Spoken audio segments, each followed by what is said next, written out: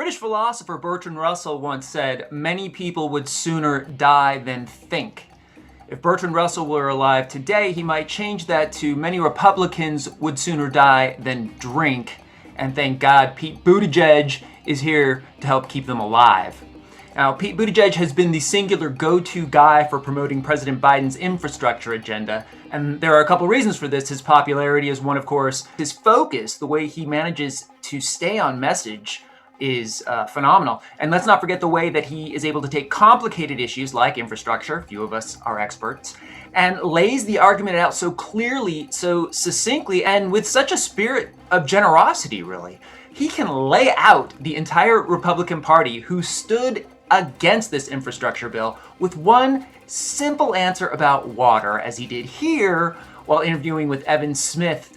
This is from the Texas Tribune Festival earlier this week. If you haven't seen this video in your feed yet, you soon will, but remember where you saw it first.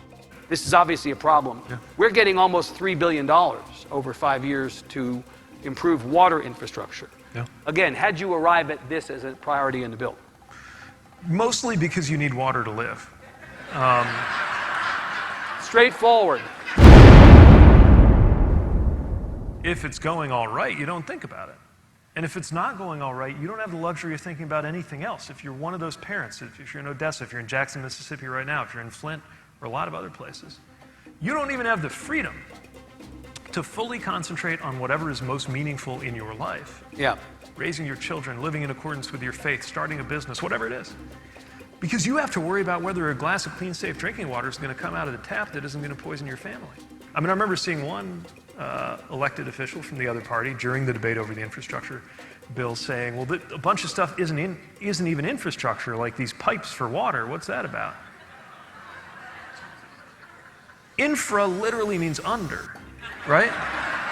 It's the things that are under our structures that make everything else possible, metaphorically and physically. Yeah. And what could be more fundamentally important beneath all of the structures we count on, again, metaphorically and physically, than the ones that deliver and remove water? So what have we learned here? Number one, you can't beat Pete, so stop trying. You can accuse him of chest feeding like Lauren Boebert did, or you can call him a weak little girl like that Michigan GOP co-chair did, but you're just spitting in the wind. Pete Buttigieg, no matter what you think of his politics, he cannot be bested. He will destroy you. And he doesn't need to respond directly to the pettiness either. He just points out how Republicans are denying average Americans the right to have safe, drinkable water for themselves and their children, and that fact is entirely true.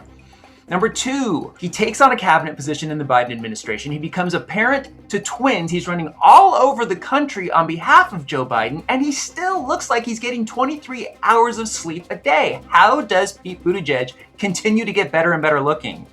Politics tends to really sort of bring your physical appearance down a little. I mean, have you seen what Marjorie Taylor Greene looked like before she was elected to Congress? It's astonishing. Number three, if Republicans have a better plan for repairing the massive, decrepit infrastructure that is holding up this great country, all of America is waiting to hear. But their answer is do nothing. Healthcare, well, we'll take it from you, and in return, we'll give you this way better secret plan over here that no one knows about.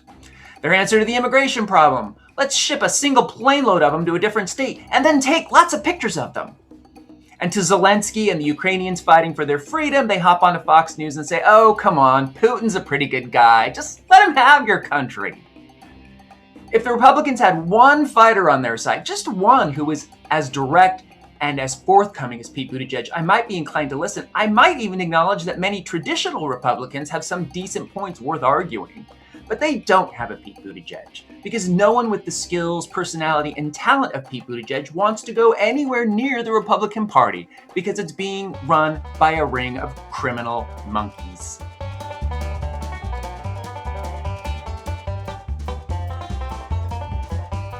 For more Pete Buttigieg, head directly to YouCantBeatBlue.com and subscribe to us on YouTube, then follow us on Facebook, Twitter, Instagram, and Reddit.